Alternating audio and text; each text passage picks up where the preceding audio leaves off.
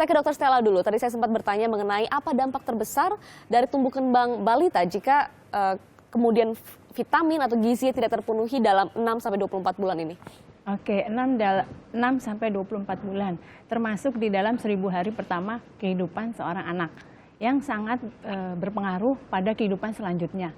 Jadi kalau kurang, tentu akan berakibat gangguan nutrisi, ya, underweight misalnya, nanti ujung-ujungnya bisa stunting yang terjadi. Keadaan ini tentu tidak akan lebih baik sampai dia besar nanti.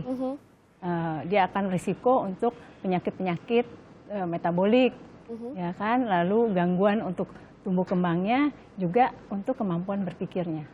Dan ini yang paling diutamakan untuk 6-24 bulan adalah kandungan apa saja untuk vitamin, mineral, dan seratnya? Oke, kandungan apa saja yang termasuk kita bisa lihat di AKG, ya, ada angka kecukupan gizi, ya, di situ harus mengandung karbohidrat, ada lemak, ada protein, dan vitamin dan mineralnya.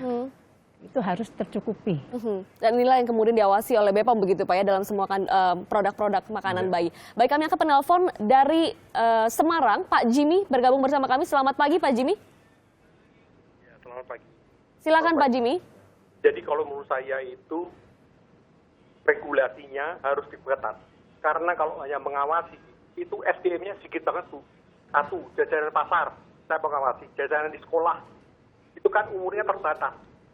Kedua, mereka itu nggak punya R&D, Departemen Research and Development. Ngawasinya gimana? Jadi pemerintah harus investasi. Ini nggak boleh dimasukin gitu. Jadi apalagi Nabi bilang gitu, namanya persis sama yang sudah ada. Yang bilang, saya nggak tahu gitu kemana. Apakah ini pelari ya, atau pelari maraton? Maaf Pak Jimmy, suara Anda kurang jelas kami terima di sini Pak. Boleh agak keras sedikit Pak? Ya, boleh. Jadi kalau menurut saya pengawasan sama regulasi ketat, mana yang boleh orang bikin dan tidak.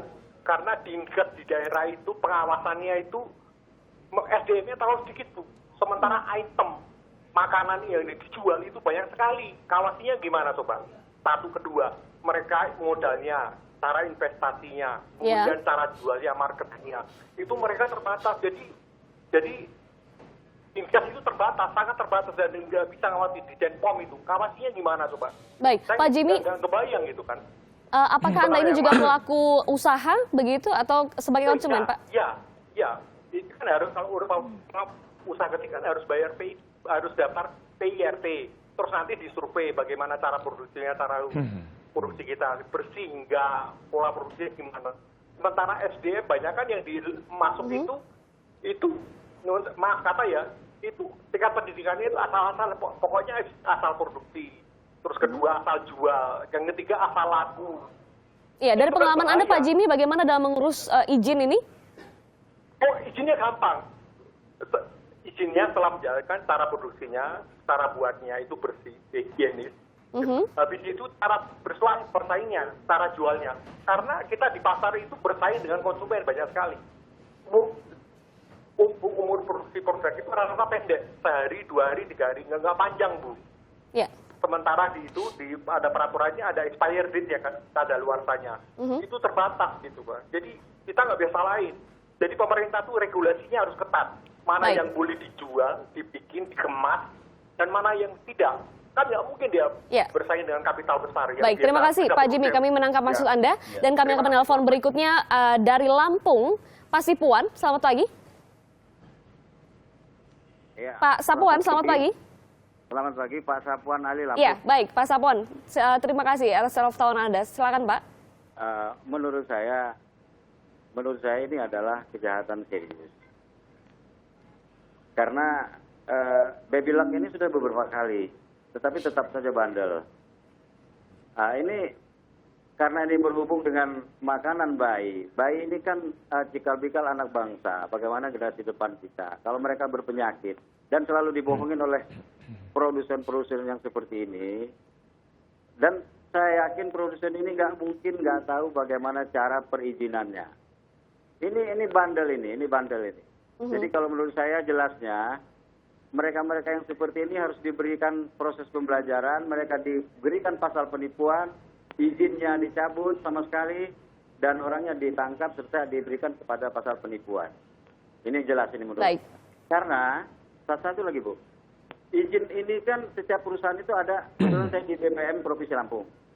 Izin itu ada izin prinsip tahapannya. Setelah mereka diberi izin, membuat apa? Membuat produk. Izin beredarnya pun ada lagi dari BP POM, terus ada lagi perubahan izin dari izin prinsip ke izin industri. Nah itu tahapan-tahapannya. Jadi seorang produsen tidak mungkin nggak tahu, dan mereka harus tahu cara izin ini. Gitu. Ya. Gitu aja, terima kasih dari Lampung. Terima kasih Pak Sapuan dari Lampung. Kita akan jawab dulu satu persatu dari Pak Jimmy di Semarang tadi. Silakan Pak Suratmono. Regulasi. Regulasi. Terkait dengan pangan sebenarnya regulasi sudah lengkap. Kita punya Undang-Undang Nomor 18 tahun 2012 tentang pangan. Kemudian itu juga merupakan amandemen dari Undang-Undang Nomor 7 yang sebelumnya. Ada 2 PP yang harus diamanatkan oleh Badan POM, yaitu ada PP terkait dengan keamanan mutu dan gizi yang sekarang sedang direvisi, itu adalah PP 28 tahun 2004. Kemudian yang satu adalah PP terkait dengan iklan, label dan iklan, itu PP 69 yang sekarang juga sedang kita revisi karena ada undang-undang yang baru. Di dalam undang-undang berikut peraturan pelaksanaannya sudah ada pembagian tugas dan kewenangannya. Ya, terkait dengan pangan olahan ini adalah Badan POM. Nah, di dalam peraturan pemerintah juga sudah disampaikan siapa melakukan apa. Nah, ini sudah barang tentu Badan POM resource-nya kan terbatas. Tadi ada pertanyaan. Makanya kita kan bermitra dengan Dinas Kesehatan Kabupaten Kota seluruh Indonesia. Yeah. Nah, dengan apa? Dengan caranya kita membuat pedoman untuk mereka. Kita membuat pedoman cara sertifikasi untuk industri rumah tangga misalnya. Tadi kan disebutkan ada pangan jajan sekolah, kemudian ada industri rumah tangga dan sebagainya. Nah ini adalah kita bermitra dengan Dinas Kesehatan. Kita juga mencetak tenaga penyuluh keamanan pangan. Sampai saat ini ada sekitar 2.800-an. Kemudian kita juga melatih untuk District Food Inspector. Ini tujuannya apa?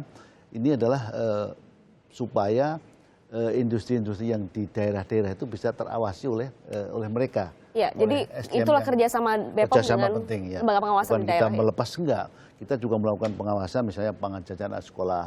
Tentunya bermitra dengan dinas terkait di daerah, dengan dinas pendidikan, kemudian ada dinas kesehatan, perindustrian dan perdagangan. Ini sudah kita lakukan.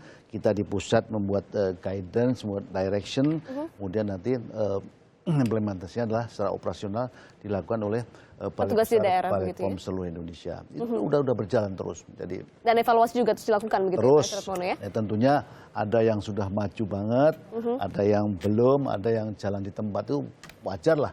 Dari 500 sekian kabupaten kota, tentunya yang sudah maju ya kita berikan apresiasi begitu itu ya. Tiap tahun kan ada seperti itu. Baik, saya ke Pak Lutfial dulu tadi.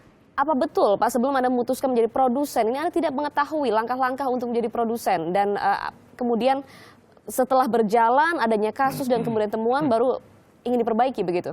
Saya kira sudah saya jelaskan dari tadi bahwa proses awal munculnya produk ini berawal dari konsumsi pribadi. Kemudian untuk kita rekomendasikan kepada teman yang tidak dikomersilkan. Pada awal kami memulai produksi sebelum dikemas seperti ini, dan itu masih lama sekali 2012, itu kami langsung membuat perizinan dan berkomunikasi dengan Dinas Kesehatan. Artinya ada proses-proses di sana yang bisa dilihat dan itu trackable.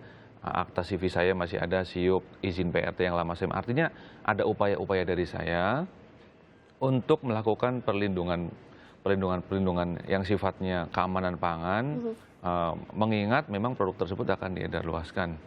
Proses tersebut berlanjut seiring dengan pertumbuhan usaha saya.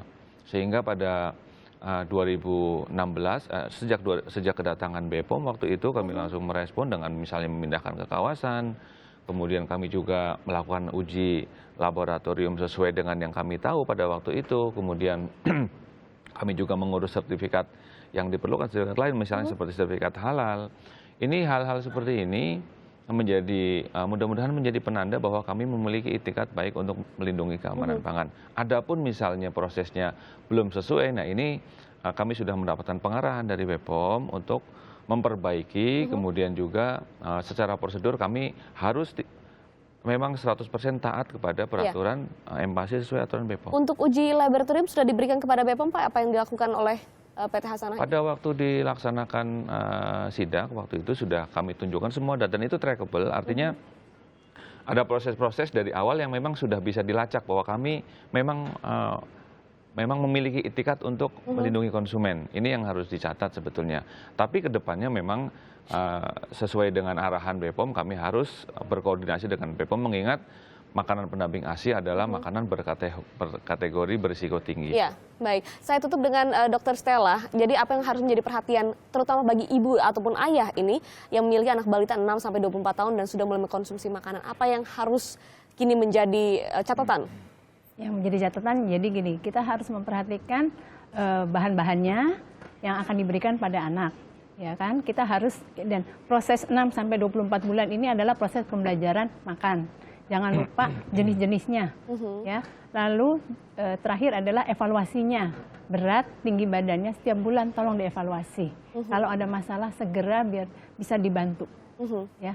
Jadi ada posyandu, ada puskesmas. Bisa ditanyakan ke sana. Baik, jadi selain juga mengawasi makanan, tumbuh kembang anak juga kemudian dibandingkan begitu dengan apa yang dikonsumsi, apakah sudah sebanding dan juga sudah seharusnya begitu dari apa yang menjadi aturan. Terima kasih Dr. Stella Bella sudah bergabung di Sapa Indonesia Pagi, Pak Lutfiel. Terima kasih juga Bapak Suratmono sudah memberikan penjelasan kepada kami dan Anda yang di rumah yang sudah bergabung dalam line telepon. Dan semoga apa yang kami bincangkan ini juga menjadi masukan serta informasi yang berguna bagi Anda di rumah.